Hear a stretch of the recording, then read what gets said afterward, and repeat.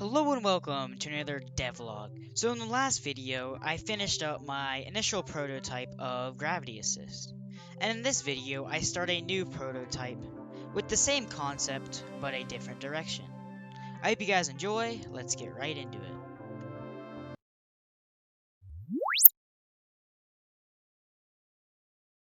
Okay, so now since we're done with the first prototype of my game, it's time we make a completely fresh Unity project to start on the second prototype. So I started off by making the basics of my project. I got a few basic sprites, and I decided I wanted a new rocket ship sprite since it doesn't, default triangle does not actually show the direction.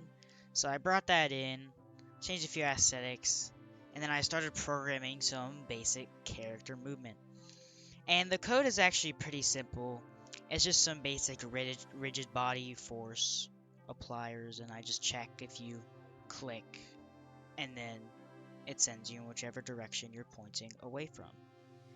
So after a while, I managed to get that working. And it worked pretty well, but then I needed it to make the rocket point away from where you're clicking, so it just looks a little bit better. So I do that.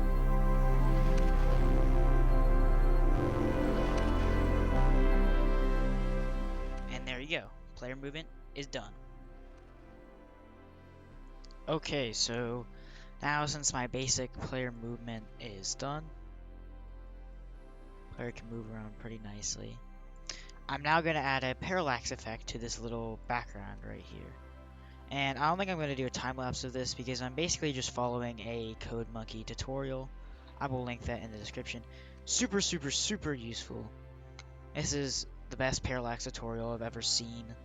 And if you don't know, parallaxing is when the background objects move less distance than the foreground objects, just to add a depth effect. But I'm going to work on that right now. And now the parallax is done, so let me demonstrate. You see the background, it's moving a fair bit. But then you see this foreground object, this little template planet right here. And it's moving a lot quicker with the camera than the background.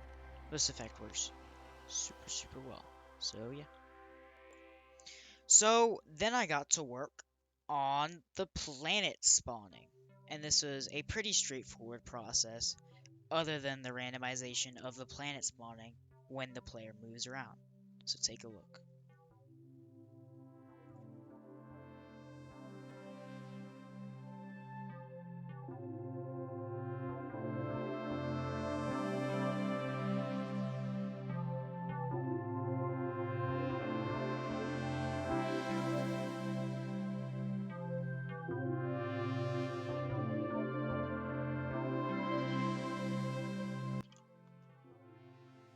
Okay, so I sat and thought for a little bit, and I managed to devise a script that does spawn planets randomly based on where you're going and the amount of distance you traveled. So basically, if you've traveled more than 5 units, it will spawn a planet in sort of a cone around the direction that the player is going. So I take the velocity of our rigid body, and I give it a little bit of distance so you can't see the planets getting spawned in, and I add a random offset up here with a bunch of these values.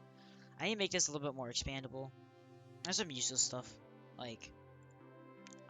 this is useless right here, little bottom part, but here it is in game. Let me show you. I'm not sure, it's pretty bad right now. It works though, so I'm flying around. You can see in the hierarchy stuff spawning in. There we go, a few things are there. And I just crashed through one. Planets don't really have any physics to them yet. But there you are, and in scene view you can see where I've been going. I've been spawning out as the planets. So it works pretty well. Now I need to work on actually unloading the planets, but I think I'll do that a little bit later. So after I finalized planet spawning, I added a little bit of randomness to the sizes of the planets, as well as refactoring some of my code. So, like for example, if I go to my rocket, you can see all of these values with the planet spawner. I can change like the amount that spawns, like the interval between them, like the range, stuff like that. Super useful. I really like this feature of Unity where I can go into the inspector and like change all these values. So that's about it. So I hope you guys enjoyed this devlog. It was pretty interesting taking a new direction in my project. There's a lot of things that I can improve on, a lot of things I can change. So make sure to comment any suggestions, whatever, in the comments down below. So make sure to like and subscribe, and I hope you have a nice day, and goodbye.